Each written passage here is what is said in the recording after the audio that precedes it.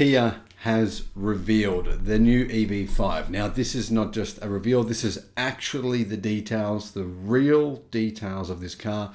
Is it something you should buy? It's clearly Kia's response to the Tesla Model Y. They believe it's the car that can help them counteract the Model Y's impressive, well, not impressive, but incredible sales this year.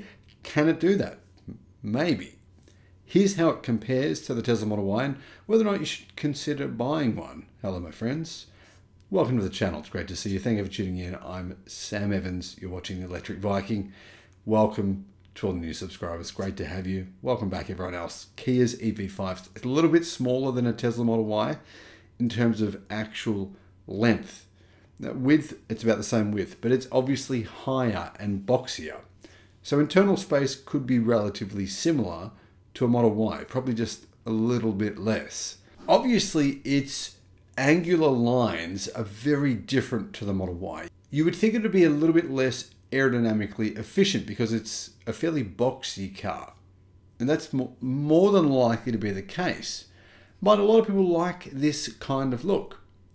After being leaked in production form a few days ago, Kia's new EV5 electric SUV has been, well, officially shown to the public, and it's sort of like a smaller version of the EV9. The EV5 is a more compact model that adheres closely to the, well, bold styling of the concept. Incredibly, there's 64 available color options. Almost sounds like a Bentley or something like that. But those are just for the cabin lighting. So you can have all kinds of different fluorescent, crazy disco lights going on inside if that's your thing. A lot of consideration, though, has been put into making this vehicle very practical. Kia believe it is class leading. So let's have a look at some of the details. Kia say it has a game redefining exterior. Now, I'm not sure if I think that's true, but here's what they said.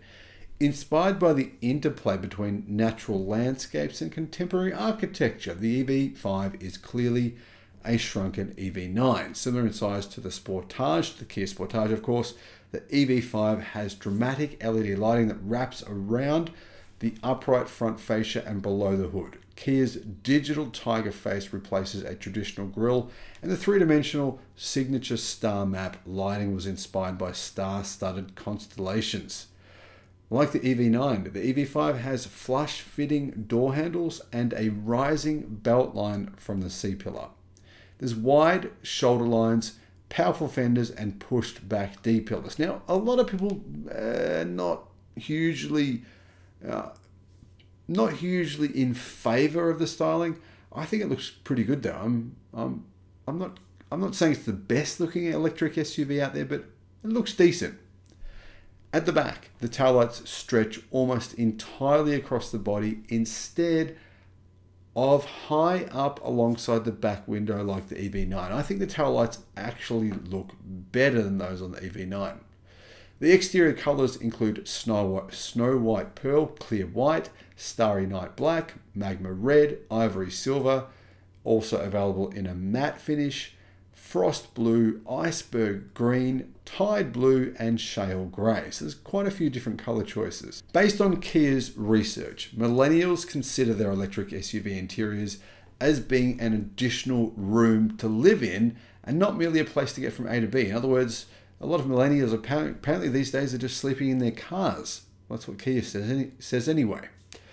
The bold for nature design pillar that aims to harmonize nature and man-made elements served as inspiration to designers, and Kia touts impeccable finishes and a relaxing ambience as two of the cabin's many attributes.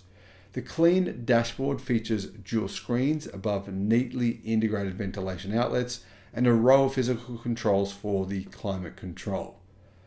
It's also got a full roof panoramic sunroof, so a very, very big panoramic sunroof.